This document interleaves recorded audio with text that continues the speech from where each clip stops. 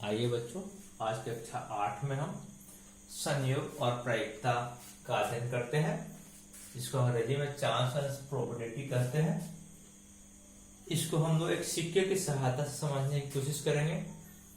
एक सिक्का आप लोग देखते हैं जिसके दो तल होते हैं, एक चित होता है, एक पट, मतलब हेड और टेल। आप लोग क्रिकेट भी खेलते हो, उसमें भी आप टॉस करते हो तो उसमें हेड टेल की चर्चा करते हो कि हेड चाहिए या टेल है।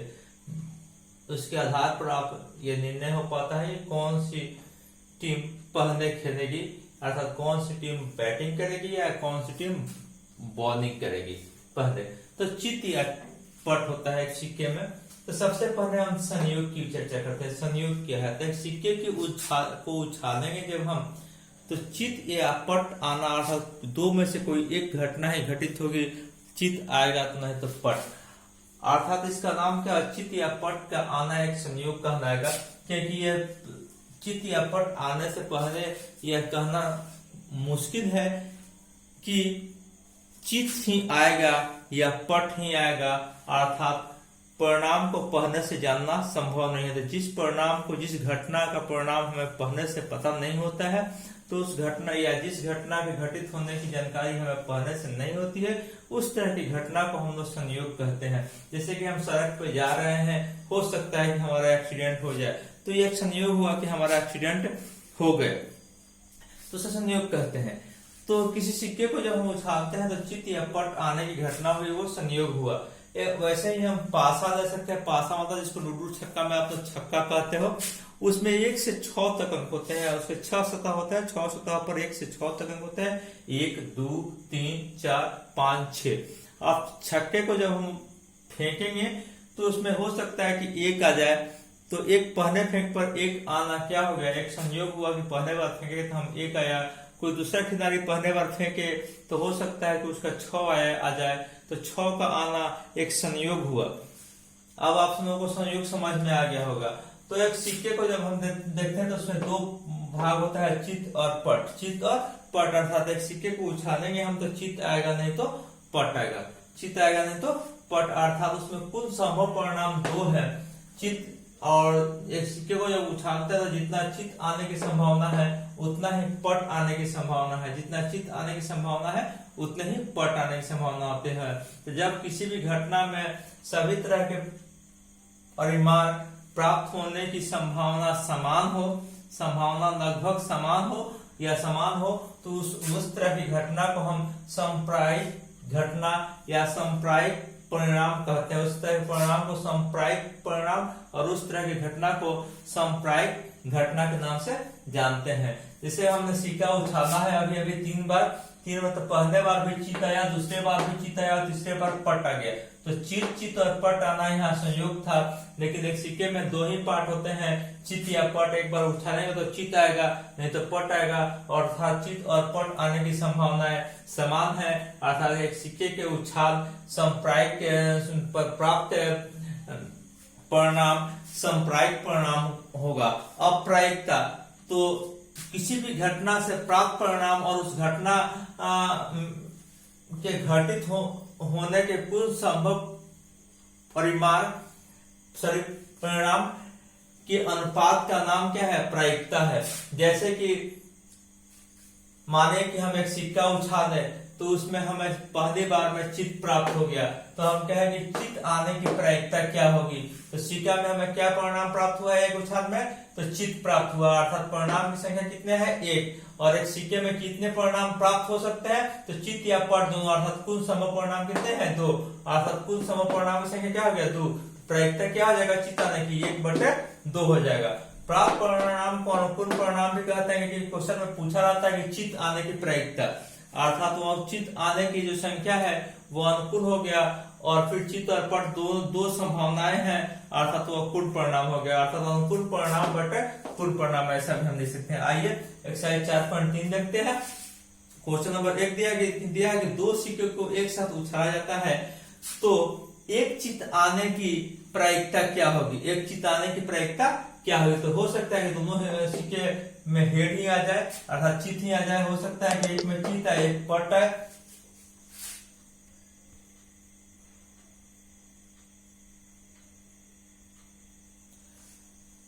हो सकता है कि एक चीता एक पटा है, हो सकता है कि पहला पटा है दूसरा चीता है, हो सकता है दोनों पटा है, अर्थात 4 तरह के परिणाम संभव है। एक चीत आने की संख्या देखिए, इसमें भी एक चीत है, इसमें भी एक चीत है, एक चीत आने की संख्या 2 हो गया, कुल संभव परिणाम 4 हो गया।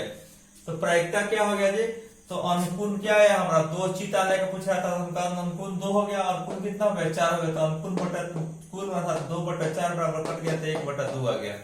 वैसे ही कुल संभव परिणाम 2 नंबर क्वेश्चन कर रहा है कि 3 तरह की गेंदे है वो 3 तरह की गेंदे में कलर है उसका सफेद, लाल और पीला। सफेद है 6, लाल है 11, 7 है पीला। टोटल को जोड़े कितना हो गया 24। कुल संभव परिणाम कितना हो गया, उस गेंद में से कोई गेंद निकाले उसमें से 24 संभव परिणाम है। लेकिन पूछ रहा है कि पीले उस 24 गेंदों में से एक गेंद बिना देखे निकाला जा रहा है, तो कौन सी गेंद हमें प्राप्त हो सकती है, अर्थात पीले गेंद आने की संभावनाएं कितनी, हाथ में प्राप्त होने की संभावनाएं कितनी होगी, अर्थात पीले गेंद की प्रायिकता कितनी होगी।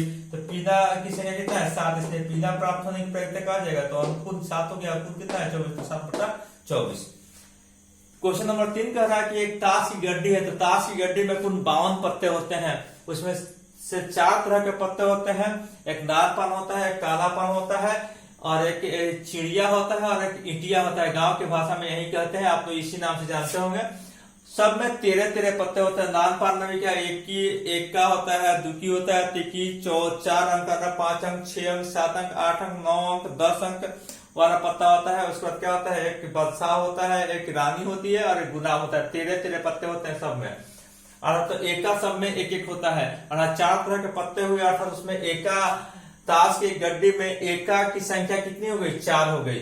हर तरह एका की संख्या कितनी हो गई 4 हो गई। जब एका की संख्या 4 हो गई तो एक गड्डी में एका प्राप्त होने की प्रायिकता अर्थात अनुकूल बटा कुल कितने पत्ती है 52। एका कितना है उसमें 4, तो 4/52, 13 के 12, 4 से 52 करके 13 में 1/13, प्रायिकता कितना होगा 1/13।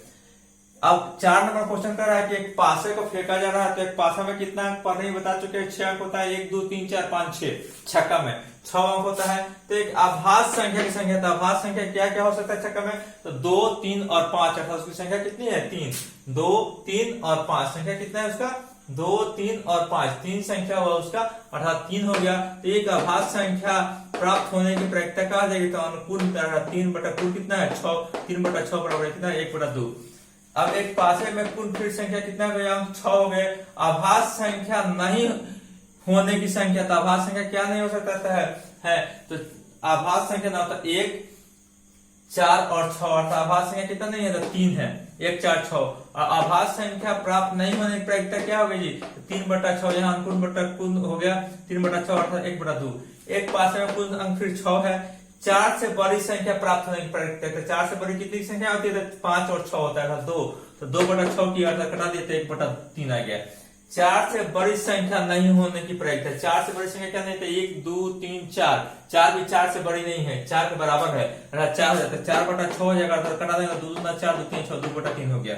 अब एक सम संख्या प्राप्त होने की प्रायिकता पूछा जाता है। सम संख्या क्या होता है छक्का में, तो 2 4 और 6, अर्थात 3 संख्या होता है, तो 3/6 हुआ, अर्थात 1/2 हो गया।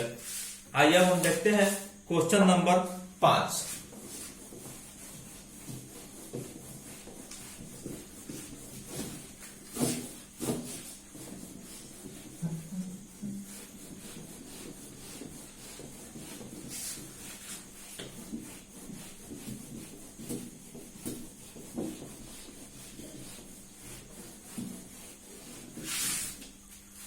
क्वेश्चन नंबर 5 देखते हैं। लिखा है क्वेश्चन नंबर 5 की कागज के छोटे छोटे टुकड़े पर 1 से 12 तक के अंक लिखे, एक पर 1 लिखा है, दूसरे टुकड़े पर 2 लिखा है, तीसरे टुकड़े पर 3 लिखा है, चौथे टुकड़े पर 4, पांचवें टुकड़े पर 5, ऐसे 12 टुकड़े पर 1 से 12 तक की संख्या लिखी हुई है। अर्थात कुल परिणाम कितने होंगे उसमें जी 12 तरह की संख्या है।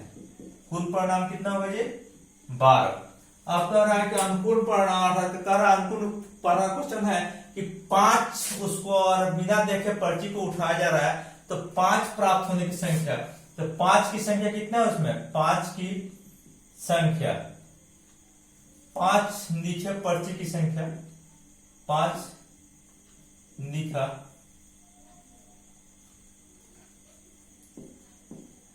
कागज के टुकड़े लिखे